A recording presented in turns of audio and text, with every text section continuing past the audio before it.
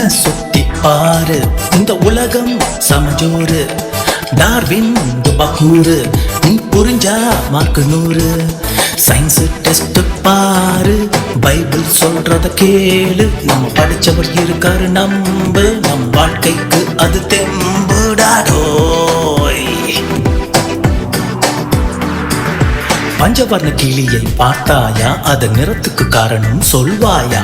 பாம்பின் தோலைதான் உரிப்பாயா, சிலந்தி வாழையை தான் பின்னுவாயா? யானையின் துதிக்கையை உடைப்பாயா, பூனையின் மீசையை அறிவாயா? நாயின் மோஷத்தை உணர்வாயா, சிறுத்தையின் ஓட்டத்தை தான் ஓடுவாயா? தம்பி, இயற்கையாவே எல்லாம் தானா வந்துடுச்சுப்பா. நீ பார்த்த ஆமா அப்போ, குரங்கில் இருந்து மனிதன் வந்தான் என்பதை தான் நம்புவாயா? உன்னை சுத்தி பாரு, இந்த உலகம் சமஜோரு. டார்வின் பகூரு, நீ புரிஞ்சா மார்க்கு 100. நீங்கள் பார்த்துக் கொண்டிருப்பது சயின்ஸ் டெஸ்ட் சீசன் 3 எபிசோட் 2. இந்த எபிசோட் 2ல உங்களை மீண்டும் சந்திப்பதில் எனக்கு ரொம்ப சந்தோஷம். இந்த நிகழ்ச்சியில நீங்க தொடர்ந்து ரொம்ப ஆசீர்வாதம் பெற்றிருந்தீங்கன்னா நீங்கள் எங்களுக்கு உங்களுடைய ஃபீட்பேக்ஸை எங்களுக்கு தெரியப்படுத்துங்கள். அது மட்டும் இல்லாம நீங்க லென்த் டேல இருக்கீங்க, இந்த லென்த் டேல நீங்க MP3 பிளேயர் பைபிளை படிக்கணும்னு ஆசைப்பட்டீங்கன்னா தயவு செஞ்சு வாங்கி கொள்ளுங்கள். இங்க பார்த்துட்டு இருக்க நம்பருக்கு உடனே கால் பண்ணுங்க. இந்த சலுகை குறுகிய காலம் மட்டுமே 1000 rupees கிடைக்கும். எக்ஸ்ட்ரா நீங்க அந்த 100 rupees ஒரு டிரான்ஸ்போர்டேஷன் கூடிய பொருளை உங்க வீட்டுக்கு பெற்றுக்கொள்வதற்கு நீங்க செலுத்த வேண்டியதாக இருக்கும். ஓகே, இந்த நிகழ்ச்சியில நிறைய விஷயங்கள் பார்த்துட்டு இருந்தோம். கடந்த வாரத்துல ஒரு தில்லு முண்டு பண்ணி டார்வின் என்னுடைய கையில இருந்து நிறைய காசை அபகரிச்சுட்டு அவங்களுடைய மக்களை, அவருடைய இன மக்களை காப்பாற்றணுன்ற எண்ணத்துல அவங்க எல்லாரையும் மேல கொண்டு வரணும்ன்ற எண்ணத்துல ஒரு பேங்க்காரனோட சேர்ந்து ஊழல் பண்ண ஆரம்பிச்சிட்டாரு நான் நினைக்கிறேன். கிட்டத்தட்ட ஒரு வாரமா என்னுடைய டைம் மிஷின் காலம் என்கிட்ட இருந்து 200 ரூபாய் கூட்டிட்டு போயிட்டா மனுஷன். என்கிட்ட இருந்து 200 ரூபா தான். ஒரு 10ல இது மாதிரி 1000 ரூபாய் போட்டுக்கனாலும் எனக்கு 200 ரூபாய் போட்டுது. இதே 1 லட்சம் போட்டுட்டா பாருங்க 20,000 ரூபாய் போயிருக்கும். 10 லட்சம் போட்டிருந்தா 2 லட்சம் ரூபாய். அது மாதிரி நிறைய மக்கள் ஏமாறுறாங்க, ஏமாத்தப்படுறாங்க. ஆனா இவன் இப்படி பண்ணுவான்னு நினைச்சு பார்க்கல. குரங்கு பயலே வந்தன்னு வச்சுக்கோ, இருக்கிற காண்டுல என்ன பண்ணுவீங்கன்னு தெரியாது. பாவம் புள்ள எங்கேயோ இருக்கே குண்டு குண்டு பவுடர் அடிச்சு அழகுபடுத்தி பார்த்தா குரங்கு புத்தி காட்டுச்சல, எனக்கு அசிங்கப்படுத்திட்டல, அவமானப்படுத்திட்டல. உன்னை என்ன பண்றோம்? ஒரு கிறிஸ்தவனா இருந்து பேச வேண்டிய வார்த்தைகளா இது? முடியல. நமக்குள்ள இருக்கக்கூடிய எல்லாத்தையும் கடுப்பையும் எடுத்து விட்டாப்புல. பரவாயில்ல, போன வாரத்துல நீங்க பார்த்துருந்தீங்கன்னா புரிஞ்சிருக்கும். ஏன்னா ஏமாத்திட்டாப்பா, ஏமாத்திட்டு ஆசையை காட்டி, பண ஆசையை காட்டி ஏமாத்திட்டு போயிட்டான். அதனால இன்னைக்கு நான் என்ன பண்ண போறேன், பண ஆசையை பத்தி பேசலாம், பைபிள்ல என்ன பண ஆசையை பத்தி சொல்லுவேன் அப்படின்றத கொஞ்சம் ப்ரிப்பேர் பண்ணிட்டு பார்த்துட்டு வந்திருக்கேன். அது உங்களுக்கு பிரயோஜனமா இருக்கும். நிறைய பேர் நம்மளுடைய வாழ்க்கையில பணமே பிரதானம் அப்படின்னு நினைச்சிட்டு இருக்கோம். ஆனா அது உண்மையில் அப்படி வாழும்போது நம்முடைய வாழ்க்கையில ஏற்படக்கூடிய மாற்றங்கள், நம்மளுடைய மனநிலையில ஏற்படக்கூடிய குழப்பங்கள், இதை பற்றி கலந்து ஆலோசிக்க போறோம் இந்த நிகழ்ச்சியில. ஆனா எனக்கு 200 ரூபாய் போனது கூட எனக்கு பெரிய சங்கடமா தெரியல. ஆனா ஒருத்தனை கூட்டு வந்து இவன் தான் பேங்க் மேனேஜர் நான் பாருங்க, அதை எப்படிதான் நீ நம்புற அப்படின்றது என்னைய மாற்றி அடிச்சுக்கணும் போல இருக்கு. அந்த அளவுக்கு எனக்கு டென்ஷன் ஆயிடுச்சுப்பா. சரி பரவாயில்ல, எல்லாம் நம்ம நேரம் மட்டும் கரெக்டா இருந்ததுன்னா நான் ஏமாத்திருக்க மாட்டேன். என் கிட்ட இருக்கிற காசை விட அதிகமா வந்து வாங்கியிருப்பேன் அப்படி இப்படின்னு நிறைய பேர் நிறைய சொல்லலாம். ஆனா எதுவும் வேலைக்கு ஆகாது. பண ஆசை வரும்போது நம்ம ஒரு செகண்ட் அப்படியே கண்ண முடியும். ஸ்டாக்ல இன்வெஸ்ட்மெண்ட் பண்ணும்போது அப்படிதான். ஐயோ, இந்த எஃப்என்டிஓல போடுறோம், இந்த 50,000 போட்ட அடுத்த நாளே ஒரு 2,500 ரூபாய் 5% வந்துருச்சு, இன்னும் ஒரு 2 நாள் போடுவோம் அப்படின்னு சொல்லிட்டு எஃப்என்டிஓல வெயிட் பண்ணோம். அவ்வளவுதான், இருக்கிற எல்லா காசும் போய் வலிச்சு 0ல ஆக்கி நம்மளை அனுப்பிச்சு விட்டுருவான். அது மாதிரி நிறைய பேர் ஏமாந்துருப்பாங்க. வாழ்க்கையில நம்ம திடீர்னு முன்னேற்றம் அடையணும், திடீர்னு பணக்காரன் ஆகணும் அப்படின்ற எண்ணம்லாம் வேணாம். ஏன்னா அது மாதிரியான எண்ணங்கள் நம்மள ஒரு தவறான கண்ணோட்டத்துல தவறான லீட் பண்ணிட்டு போயிடும். நம்மளுடைய ஆவிக்குரிய வாழ்க்கைக்கு ஒரு பெரிய தடையாகவும் இருக்கும். ஸோ நம்ம அதை பத்தி கலந்தாலோசிக்கலாம். எனக்கு மனசை கேட்கலாம். இந்த பனாசையை பத்தி பேசணும்னு வந்துட்டேன். ஆனா எனக்கே அந்த ஒரு டெம்டேஷனை கொடுத்துட்டான் அந்த படுவாய் பையன். கூடவே இருந்தது என் கூடவே இருப்பான். நான் நம்பிட்டேன் ரொம்ப. சரி என்ன பண்ற போறான், ஏதோ பண்றான் போல, ஏதோ தெரிஞ்சவன் போல, பேன்காரன் போல, ஓகே ஸ்டாக்ல வீட்டுல போட்டு டக்குன்னு தந்துடுவான்னு நினைச்சேன். தந்துட்டான், வச்சு செஞ்சுட்டான். சரி ஓகே, நம்ம நேரடியா போறோம். பனாசை அப்படின்றத பத்தி நம்ம பார்க்க போறோம். டார்வின் இருப்பாருன்னா அவரை கூப்பிட்டு வந்து பேசி நிகழ்ச்சியை முடிச்சிருப்பான். இப்ப டார்வினை தேடுறதுக்கு எங்க போய் கம்ப்ளைண்ட் பண்ணணும்னு தெரியல. அப்படியே கம்ப்ளைண்ட் பண்ணாலும் கக்கா புக்காகதான் என்ன பார்த்து சிரிக்கிறான். டேய் யாருனாச்சும் 10 நிமிஷத்துல 10 மடங்கு தருவான்னா காசை தூக்கி தந்துருவியாடான்னு கேட்டு அசிங்கப்படுத்துறாங்க. எங்கேயும் போய் எதையும் பத்தி பேச முடியல. பண்றது வாழ்க்கை அப்படி ஆயிடுச்சு. கால் வருது. ஓகே யாருன்னு தெரியல. ஒரே நிமிஷம், இந்த கால் இம்பார்ட்டன்டான கால் நினைக்கிறேன். Hello sir. ஓ எஸ்ஐ சாருங்களா? Good morning sir. Yes sir. ஆமாம் சார், ஸ்டுடியோ சார். கடிச்சிட்டாப்ல எங்க sir? Oh okay sir. Okay இங்கதான் sir. Upstair sir. Yes sir, அனுப்பிச்சு விடுங்க sir. No problem sir, thank you sir. நல்லா வச்சு அடிச்சு திரும்ப அந்த தப்பு போடக்கூடாது சார். உடனே அனுப்புங்க சார். ஆமா சார், எந்த பாரபட்சமும் பார்க்காதீங்க சார். உடனே அனுப்புங்க சார். என்னது 200 வருஷத்துக்கு முன்னாடி வந்தான்னு சொல்றானா? ஆமா சார், அப்படிதான் சார் சொல்றான். ஒன்னும் பிரச்சனை இல்லை. 4 சாத்தி மேல அனுப்பிச்சு விடுங்க சார். நான் பாத்துக்கிறேன் சார். இனிமேல் நடக்காது சார், தப்பு நடக்காது சார். Sorry sir. எவ்வளவு சார் ஏமாத்திருக்காப்ல? நிறைய பேர் ஏமாத்திட்டாரா? எல்லாரும் கம்ப்ளைண்ட் கொடுத்திருக்காங்களா? ஐயோ சார், அந்த தம்பிக்கு ஒண்ணும் தெரியாது சார். அவனுக்குள்ள வந்த அந்த ஆளுக்கு தான் சார் ஏதோ ஒரு மெக்கானிசம் கோளாறு ப்ராப்ளம். ஓகே சார், அனுப்பிச்சு விடுங்க சார். தம்பி அனுப்பிச்சு விடுங்க சார். Okay sir. காசெல்லாம் இருக்கா? ரிட்டர்ன் பண்ணிடுங்க சார். எல்லாருக்கும் செட்டில் பண்ணிருங்க சார். No problem sir. ஏன் 200 இருக்கா சார்? அது உங்க டீ காசு சார், நீங்க யூஸ் பண்ணுங்க சார். வேணாம் சார், அந்த காசே வேணாம் சார். எனக்கு அந்த பையன் எடுத்துங்க சார். சார் வணக்கம். அந்த பையன்ல பல பேர் ஏமாத்திருக்காப்ல. இப்பதான் அப்டேட் வருது. பக்கத்துல இருந்த போலீஸ் ஸ்டேஷன்ல இருந்து அடிச்சு துவச்சி மனுஷன வச்சிருக்காங்க. வர சொல்லியிருக்கேன். இப்ப வந்துருவாப்புல. எல்லா காசும் செட்டில் பண்ணிட்டாங்க. என் காசும் திரும்ப தரேன்னு சொல்லிட்டாங்க. எனக்கு வேணாம்னு சொல்லிட்டு பொருத்தன்மையும் நான் டீ குடிக்க ஆரம்பிச்சு கொடுத்துருக்கேன். என் பெருந்தன்மை பாத்தீங்களா? நான் துப்பிக்க வேண்டியதா இருக்கு. வரட்டும், இன்னும் ஒரு 2 நிமிஷத்துல வந்துருவாப்புல. பாப்பா தம்பி எங்க போனீங்க? ஐயா பின்னி எடுத்துட்டாங்க. காப்பாத்துங்க. என்ன தெரியுதா? சரி ஐயா தூக்கி கொடுத்தார திருட்டுத்தனமா. அது எங்க அந்த டிவைஸ்? கையெல்லாம் உதறதுக்குள்ள அம்மா அது போல பிறந்துட்டாங்க. ஓகே, பாஃப் பண்ணது நார்மலா. இப்ப உனக்கு என்ன நடந்துச்சு எல்லாம் தெரிஞ்சிடும். Okay okay. அப்பா எங்க இருக்கு? என்னாச்சு?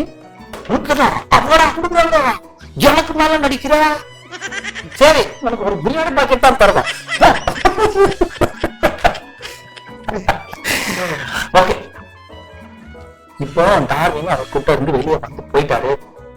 மனுஷனும் வந்து திரும்ப இது மாதிரி பக்கத்துல வந்துடாதீங்க, தப்பு பண்ணாதீங்க. ஓகே, அவனே ஏமாத்தலாம் சொல்லிட்டு எதுவும் யோசிக்காதுங்க. சரியா? இப்ப டார்வினை அவருடைய லோகத்துக்கு அனுப்பியாச்சு. நல்லா அடி வாங்கி அனுப்பியிருக்கிறார். அவரை கூப்பிட்டு திரும்ப பேசலாம்னு நினைக்கிறேன். ஆனா வேணாம், இன்னைக்கு நம்ம நேரடியா பனாசையை பத்தி மற்றும் பேசிட்டு இந்த நிகழ்ச்சிய முடிவுக்கு கொண்டு வரலாம். ஒரு சூப்பரான ஒரு நகைச்சுவையான ஒரு நிகழ்வு நடந்திருக்கு. ரொம்ப கஷ்டப்பட்டுட்டு இருந்தேன். அந்த மனுஷனே கரெக்டா போலீஸ் கையில மாட்டி ஒரு வாரத்துல ரிட்டர்ன் பண்ணி எல்லாத்தையும் செட்டில் பண்ணிட்டாரு. பொதுவா மற்றவனுக்கு நான் ஹெல்ப் பண்ணணும், என் வாழ்க்கையை முன்னேற்றணும் அப்படின்ற எண்ணம் கொண்டு தவறான முடிவு எடுக்கும் போது இது மாதிரி பண ஆசை வந்து நம்மளுடைய வாழ்க்கையில பெரிய சீரழிவை ஏற்படுத்தும். 1 தீமோத்தேயு 6:10. பண ஆசை எல்லா தீமைக்கும் வேர். பண ஆசை வந்து மனசுக்குள்ள மர்ம வைரஸ் அப்படின்னு சொல்றாங்க. மர்ம வைரஸா? ஒரு அண்ணன் ஜெபம் பண்றாரா, கர்த்தாவே எனக்கு பணம் வேண்டாம், ஆனா பணம் இல்லாம என்னால இருக்க முடியல. அதுக்கு தேவன் சொல்றான், நான் உனக்கு ஆசீர்வாதம் கொடுத்தேன், ஆனா நீ அந்த ஆசீர்வாதத்தை தேவனாக்கிட்ட. நிறைய பேரு நமக்கு கொடுக்கக்கூடிய ஆசீர்வாதத்தை அதை ஒரு கடவுளாக்கிறோம். அதுதான் கூடாது. ஏன்னா பணம் தப்பல்ல, பணத்தை நேசிப்பதுதான் பிரச்சனை. நம்ம அதை நேசிக்கிறோமா, அதுதான் நம்ம யோசிச்சு பண்ணணும். அது எப்படி ஆரம்பிக்கும்? இந்த பணத்தை நேசிக்கிறது எப்படி ஆரம்பிக்கும் அப்படின்னு பாத்தீங்கன்னா, ஒரு 3-4 விஷயங்கள் இருக்கு. இன்னும் கொஞ்சம் சம்பாதிக்கணும் அப்படின்றது ஒரு சாதாரண ஆசை. இன்னும் கொஞ்சம் சம்பாதிக்கணும், அவரை விட நான் இன்னும் அதிகமாக இருக்கணும் என் கையில. இது வந்து ஒப்பிடுதல், கம்பேரிசன். எனக்கு மட்டும்தான் பாதுகாப்பு வேணும். இந்த பணம் வந்து பாதுகாப்பு அப்படின்னு நினைக்கும் போது இந்த பணத்தை அதிகமாக சேர்க்கக்கூடிய எண்ணம் வரும். எனக்கு மட்டும்தான் அந்த பாதுகாப்பு. இது ஏதாச்சும் இதை குறிக்குதுன்னா, தேவனை விட பணத்தின் மேல நம்பிக்கை. எப்படி இருந்தாலும் சம்பாதிக்கணும், இதுதான் எக்ஸ்ட்ரீம். நேர்மையை விட்டுட்டு பணத்தை சம்பாதிக்கிற ஒரு முயற்சி.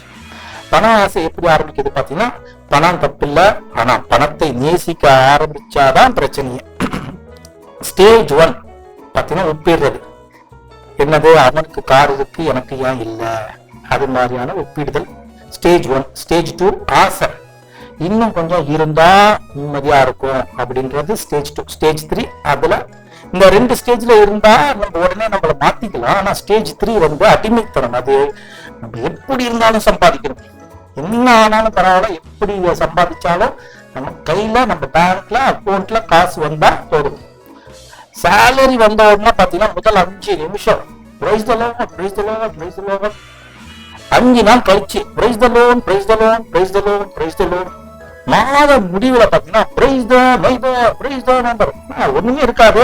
பக்கத்துல இருக்கவ, வீட்டுல இருக்கவா, அவன் கொடுத்தாதான் நம்மளுக்கு காசே அப்படின்ற ஒரு சிச்சுவேஷன்ல வந்துடும். பண ஆசை வந்தா மனுஷன் எப்படி ரியாக்ட் பண்ணுவான்? பண ஆசை வந்தா மனுஷன் எப்படி ரியாக்ட் பண்ணுவான்? பைபிள் கதாபாத்திரங்களை நான் பார்த்தா அதுல நிறைய விஷயம் நமக்கு புரியும். ஃபர்ஸ்ட் குறிப்பேச ஆரம்பிச்சிருவோம். அப்போஸ்தலர் 5ஆம் அதிகாரத்துல அனனியா சப்திரால பாத்தீங்கன்னா, பணத்துக்காக இவ்வளவுதான் வித்தோம், இந்த இவ்வளவு கம்மியா தான் போச்சு அப்படின்னு போய் சொல்ல ஆரம்பிச்சுட்டாங்க அனனியா சப்திரால். தேவனை மறந்துடுவாங்க, தேவனை மறந்துடுவாங்க. லூக்கா 12ல பாத்தீங்கன்னா, இந்த ரிச் ஃபூல் அப்படின்றத ஒருத்தனை பத்தி சொல்றது என்னன்னா, களஞ்சியத்தை கட்டின, எனக்கு எல்லாமே இருக்கு அப்படின்னு, நீ நாளைக்கு செத்தனா எங்க போவ அப்படின்னு சொல்லி தேவன் கேட்கிறாரு. சோ தேவனை அவங்க நினைச்சு கூட பார்க்கல. உறவுகள் கூட சில சமயம் உடைந்து விடுமா. பணம் வந்தா ஈகோ கூடும். நிறைய பேருக்கு பணம் வந்ததும் ஈகோவும் கூடவே வரும். எத்தனை ஈகோ அப்படியே இயற்கையா போறோம், தலைவரம் பிடிக்கும். அதனால அவங்களுடைய பழைய நட்புகள், உறவுகள் எல்லாமே சிதையும், அமைதி போயிடும். எப்பவும் டென்ஷன், எப்பவும் போதுன்ற மனமே இல்லாம போயிடும். பண ஆசை வந்தவன் கண்ணாடிக்கு முன்னாடி கூட அவன் நண்பனாக இருக்க முடியாது. ஏன்னா கண்ணாடிய பார்த்து கூட நீ இன்னும் ரிச்சா இல்லடா அப்படின்னு சொல்லிட்டு அதுகிட்ட போய் சண்டை போடுவான். கண்ணாடி கிட்ட கூட அவன் சோசியலிசா பழக முடியாது அப்படின்றாங்க. சரி, பண ஆசை போறதுக்கு பைபிள்ல என்ன அட்வைஸ் கொடுத்திருக்காங்க? திருப்தியாக இருக்க கற்றுக்கொள்ளணும். உள்ளத்திலே திருப்தியாக இருங்கள். எபிரேயர் 13:5. எல்லாத்திலையும் இருக்கிறது போதும் அப்படின்ற ஒரு எண்ணம், திருப்தி நமக்கு இருக்கணும். முதலில் தேவனுடைய ராஜ்யத்தை தேடணும். மேத்யூ 6:33. கொடுக்கும் குணம் மனம் வளரணும். கொடுப்பது, நிறைய பேர் நம்ம கொடுக்கிறத ஆசீர்வாதம் அப்படின்னு நினைக்கிறோம். அதுதான் உண்மை. நமக்கு வாங்குவதை காட்டிலும் கொடுப்பது பாக்கியம். சோ ஆசீர்வாதம். அப்போஸ்தலர் 20:35. சொத்துல இல்ல, தேவன் மேலதான் பாதுகாப்பு. Proverbs 11:28 சொல்லுது. பணம் ஒரு கருவிதான், ஆனா பண ஆசை எல்லா தீமைக்கும் வேறாக இருக்கிறது. பணம் உங்க கையில இருந்தா ஆசீர்வாதம், ஆனா பணம் உங்கள் இதயத்துல இருந்தா அது உங்களுக்கு பேராபத்து. ஒரு குழந்தை கையில கை ஃபுல்லா மண்ண கையில டைட்டா பிடிச்சிட்டு இருந்தாங்க. அவங்க அப்பா சொன்னாரா, அதை லூஸ் பண்ணு, கை கொஞ்சம் லூஸ் பண்ணு, நான் உனக்கு சாக்லேட் தரேன் அப்படின்னு சொல்லிட்டு. அவன் லூஸ் பண்ணாம பிடிச்சிருந்தா சாக்லேட் கண்டிப்பா மிஸ் ஆயிடும். சில நேரங்கள்ல நாம கையில இருக்கிறத விட தேவன் தரப்போறது பெருசா இருக்கும். அது ஒரு நித்திய வாழ்வாக இருக்கும். நாம இந்த அனித்தியமான பணத்தை பிடிச்சுக்கிட்டே இருந்தா நமக்கு கிடைக்கக்கூடிய நித்திய வாழ்வை நிரந்தரமாக இழந்துருவோம். அதனால இந்த பண ஆசையோ பொருளாசையோ அதுல இருந்து வெளிப்பட்டு நமக்கு இருக்கிறது போதும் அப்படின்ற மன திருப்தியோட பண ஆசை இல்லாதவர்களாக வாழ்வோம். ஒரு சின்ன கேப் விட்டா கூட இந்த பண ஆசை நம்ம அழித்து விடும்.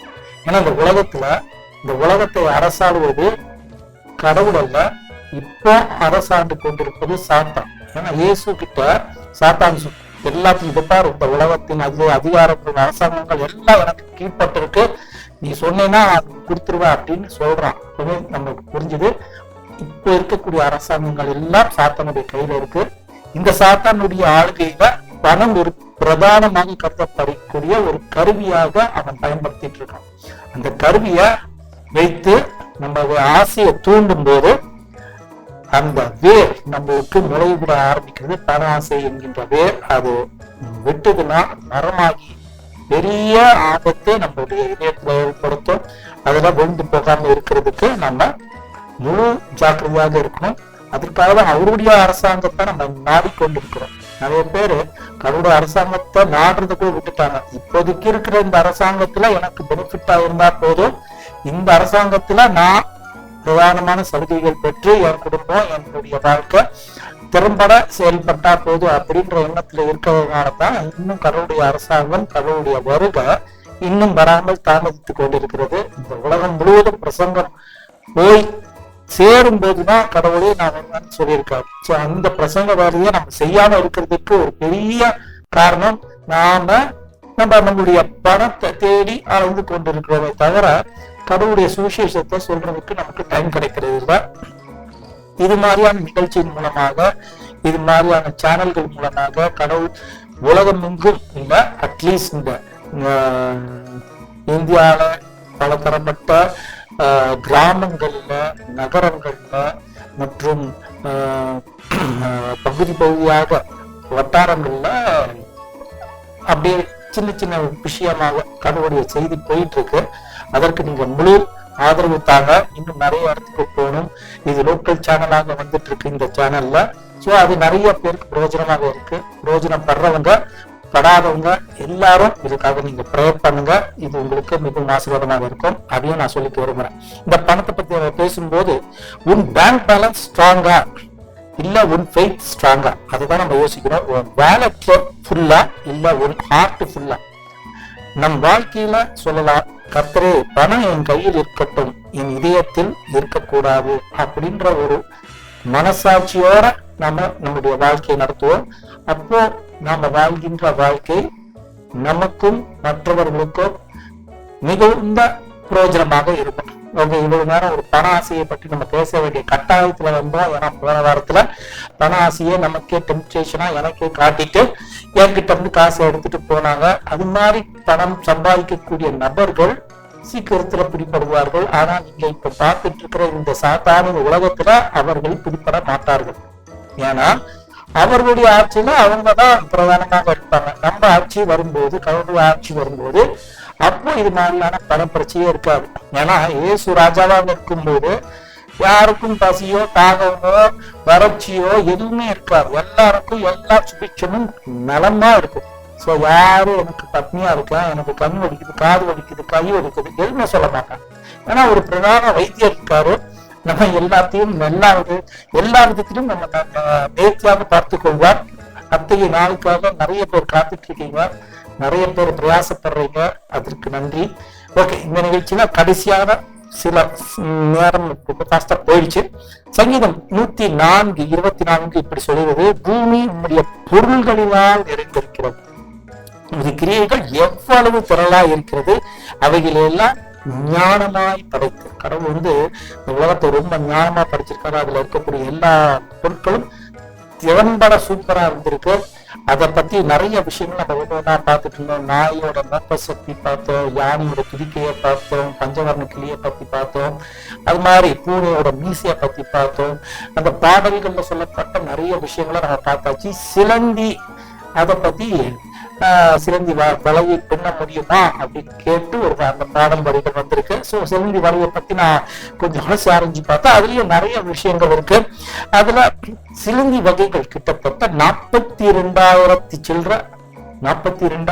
சில்லற சிலந்தி வகைகள் இந்த உலகத்துல 8 கால் பூச்சியும் சிலந்தியும் சேர்த்து சொல்றாங்க அடையாளம் காணப்பட்டுள்ளது. இவை 110 பேரினங்களாக இருக்கா. அதுல இது இந்த சிலந்தி வகைகள் 300 மில்லியன் ஆண்டுகளுக்கு முன்பாக இருந்து வாழ்ந்து வந்ததாக சொல்றாங்க.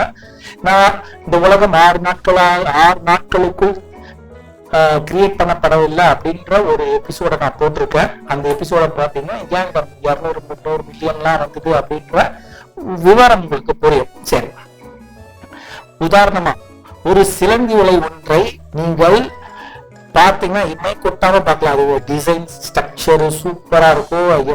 எவ்வளவு நேர்த்தியா நம்மளால அது மாதிரி கோடு போட்டு டிசைன் பண்ண முடியாது, அந்த அளவுக்கு ஸ்ட்ரக்சரா சூப்பரா பண்ணிருக்கோம். அதை பார்க்கும்போதே நமக்கு ஆச்சரியமா இருக்கு. எப்படிதான் இதுக்கு இந்த மூலம் அவங்க ஜாயின் பண்ணி அழகா நெட்டை விரிச்சு உக்காந்துட்டு இருக்கு அப்படின்னு சொல்லிட்டு சில இலைகளை எடைக்கு எடை ஒப்பிடுகையில் ஸ்டீலை விட அவை வலிமையாக இருக்குமா.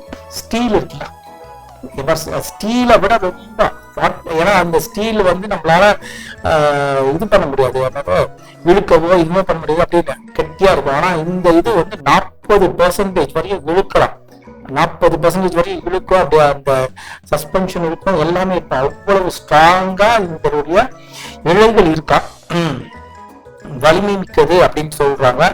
மீன் பிடிக்கிற படகுல பயன்படுத்தக்கூடிய வலையில இருக்கக்கூடிய அளவுக்கு ஒரு சிலந்தி வலையை ஒன்ற பெருசா விரிக்கிற மாதிரி ஒரு கற்பனை செஞ்சு பார்த்துக்கோங்க.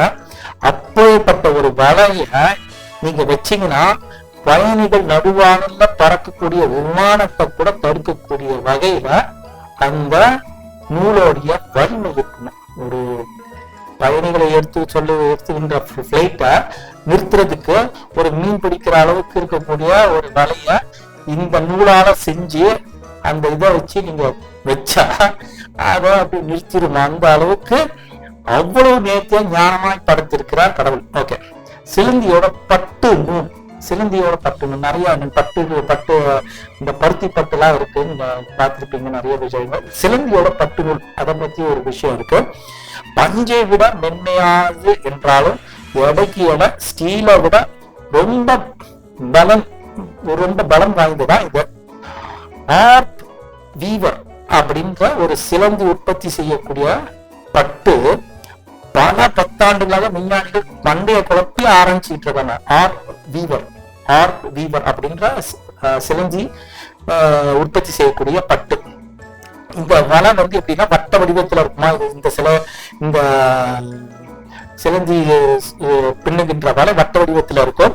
பட்டு நூல்கள் இது செய்யப்படுகின்ற பட்டு நூல்கள் வலிமை வாய்ந்த பட்டு நூலாக இருக்கும் அப்படின்றது எல்லாருடைய கவனத்தை ஈர்த்திருக்கான். பொதுவா உடை தயாரிக்க பயன்படுத்தப்படும் பட்டுப்புழு இலையை விட கெட்டியா இருக்கும்.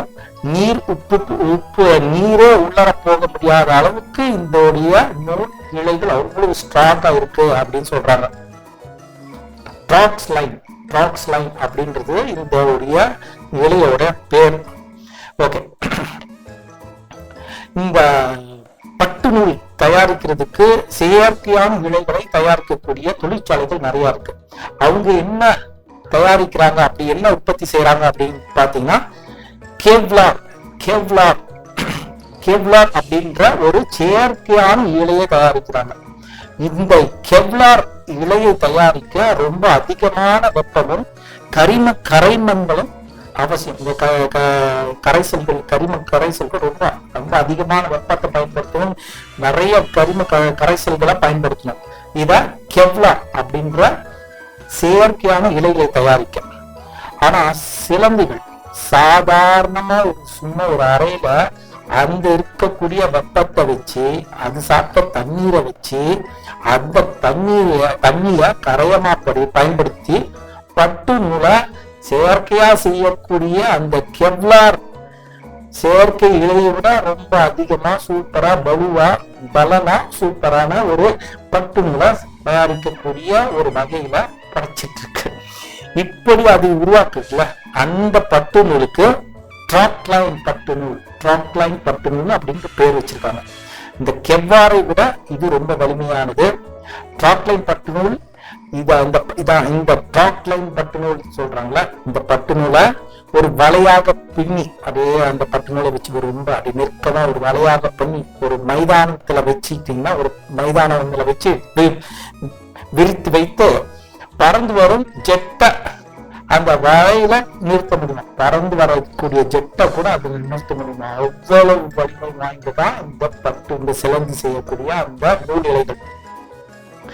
இந்த அளவுக்கு கெட்டியாக இருக்கக்கூடிய தன்மை இலைகளை விஞ்ஞானிகளா தயாரிக்க முடிந்தால் இது மாதிரியான அந்த சின்ன ஜந்து செய்யற அந்த இலையை விஞ்ஞானிகளால தயாரிக்க முடிஞ்சா குண்டு துளைக்காத ஆடைகளையும் தொங்கு பாலங்களையும் கம்பிகளையும் ஈஸியாக செஞ்சிடலாம். ஆனா அதை செய்ய முடியாம இன்னும் தவிச்சுக்கிட்டு இருக்காங்க என்று எல்லா பத்திரிகைகளும் சொல்றாங்க. சோ தன்னுடைய படைப்புக்கு நிகராக நாம ஒண்ணும் பண்ண முடியாது. இது பல எபிசோடுக்கு முன்பாக நானே சொல்லிட்டு பல விஷயங்கள் இயற்கையிலிருந்து மனிதன் அறிவியல் ஆய்வாளர்கள் கண்டுபிடித்து அதை பண்ணிட்டு இருக்காங்க. நம்ம இதுதான் இந்த சிலந்திகளை பத்தி நிறைய விஷயங்கள் இருக்கு. சோ இன்னும் ஒரு சிலந்திய பத்தி நான் சொல்லணும்னு விருப்பப்படுறேன். அதுனா எறும்பின் வேடம் எடுக்கும் சிலந்தி. இன்னொரு சிலந்தி, இப்போ ஒரு சிலந்தி என்ன பண்ணும்னா, இது ஒரு சின்ன வகையான சின்னஞ்சிறிய வகையான சிலந்தி பூச்சி, மிமிக்ரி அண்ட் சிலந்தி அப்படின்னு, மிமிக்ரி அண்ட் ஸ்பைடர்.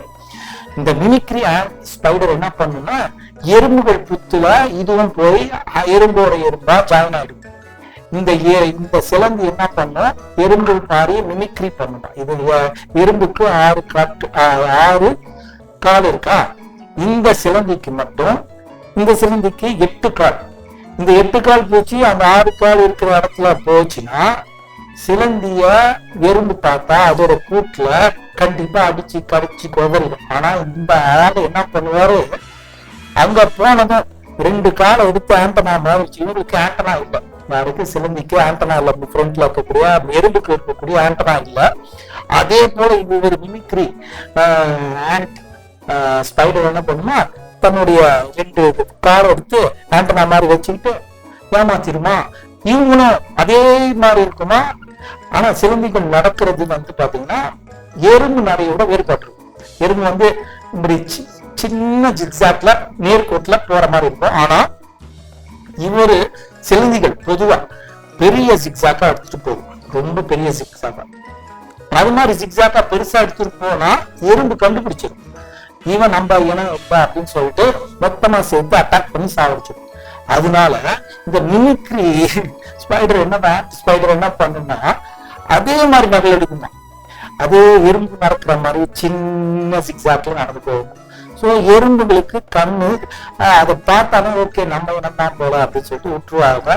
இவரு அவங்களுடைய போயிட்டு அந்த கூண்டு முறை, ஏன்னா இவர் வெளியே இருந்தா அவருக்கு ரொம்ப ஆபத்து. பறவைகளும் சரி மற்ற சிலந்திகளும் இவரை அடிச்சு சாப்பிட்டுரும். அதனால எறும்பு கூட இருந்தா அந்த படையோட சேர்ந்து இவரும் அப்படியே இருந்து பிரச்சனையே இல்லாம சமாளிச்சிருவாங்க. ஆனா இந்த எறும்புகளுக்கே ஏதாச்சும் பிரச்சனை வருது, ஏதாவது ஒரு பருந்து வருது, ஏதோ ஒரு பெரிய விலங்கு வந்து இதை அட்டாக் பண்ண வரும்போது இவர் ஈஸியா தப்பிச்சிருவாரு. ஏன்னா இவர் அழகா ஜம்ப் பண்ண முடியும், நல்லா பெரிய அளவுல ஜம்ப் பண்ண முடியும். எறும்புகளுக்கு ஆபத்து வரும்போது இவர் ஜம்ப் பண்ணி எதிரி குச்சி போயிடுவாரு. நைட் டைம்ல இவருக்கு நல்லா கண்ணு தெரியும். அதனால என்ன பண்ணுவாரு, நைட்ல அசால்ட்டா இருக்கக்கூடிய எறும்புகள், சத்து இல்லாம இருக்கக்கூடிய எறும்புகளை அட்டாக் பண்ணி சாப்பிடுவாரு. இது மாதிரிதான் பண்ணுவாரு. மிமிக்ரி அண்ட் ஸ்பைடர் அப்படின்ற ஒரு ஸ்பைடர் இருக்கு. இது எறும்புகளை போல உடல் அமைப்பு கொண்டது, ஆண்டனா இருக்காது. ஆனா ஆண்டனா போல 2 கால்களை வச்சு எறும்பை ஏமாத்தி அதோட இடத்துல உயிர் வாழக்கூடிய ஒரு ஜந்து.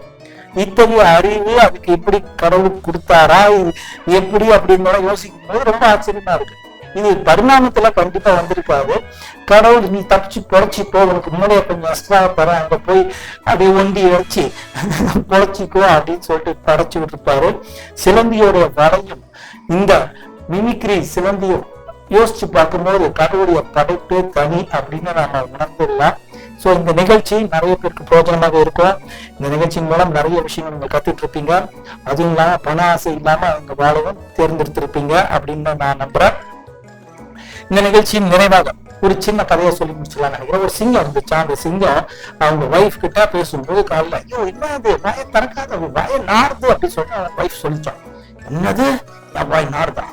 சரி, அங்க இருக்கிற ஒரு கரடியை கூப்பிட்டுச்சோம். கரடி என் ஒய்ஃப் வாய் நாடுதுன்னு சொல்றான் அப்படின்னு சொன்னதும் கரடி, ஐயோ என்ன வாயை திறக்காதியா, நாடுது அப்படின்னு கோவம் வந்துருச்சு சிங்கத்துக்கு. ஒரே வாட்டி செத்து போச்சு கரடி.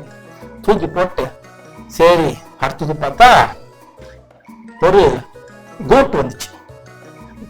இந்த கோட் வந்து அடிச்சதை பார்த்துருச்சு. இப்ப வந்ததும் ஓகே, கோட்டு கிட்ட கேட்டுச்சு, அப்பா என் பிரெத் வந்து ரொம்ப நாற்றம் இருக்கு அப்படின்னு சொல்றாங்க, ஸ்டிங்கியா இருக்குன்னு சொல்றாங்க, ரியலா அப்படின்னு அது இப்படி மூச்சுச்சு. உண்மையா சொன்னா ஏற்கனவே இப்பதான் அடி வாங்கிட்டு செத்துருப்பான், நம்ம மாத்தி சொல்லுவான்னு சொல்லிட்டு,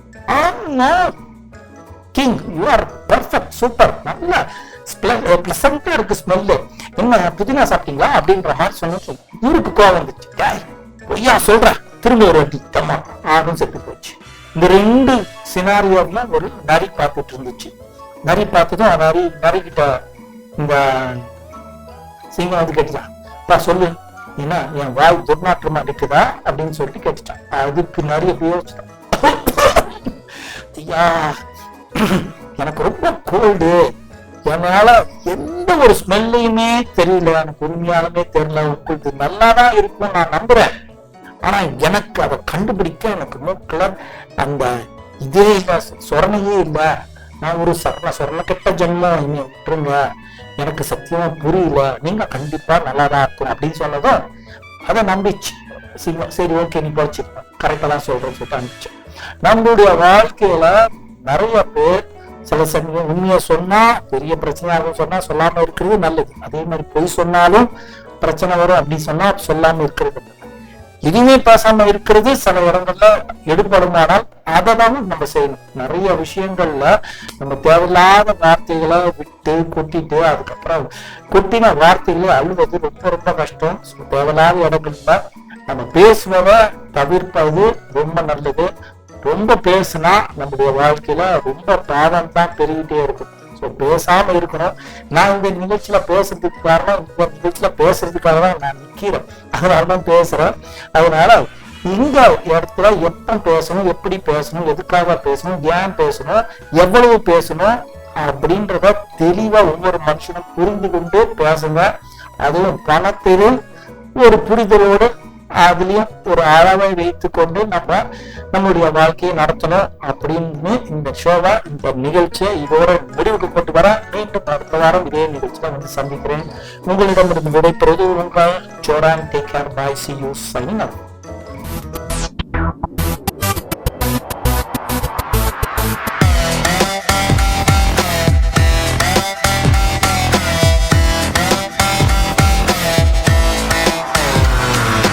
உன்னை சுத்தி பாரு, இந்த உலகம் சமஜோரு, டார்வின் பகூரு, நீ புரிஞ்சா மார்க்கு 100.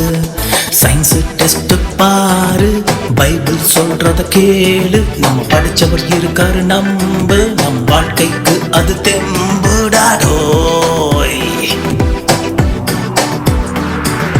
பஞ்சவர்ண கிளியை பார்த்தாயா, அதன் நிறத்துக்கு காரணம் சொல்வாயா, பாம்பின் தோலைதான் உரிப்பாயா, சிலந்தி வாழையை தான் பின்னுவாயா, யானையின் துதிக்கையை உடைப்பாயா, பூனையின் மிசையை அறிவாயா, நாயின் மோஷத்தை உணர்வாயா, சிறுத்தையின் ஓட்டத்தை தான் ஓடுவாயா.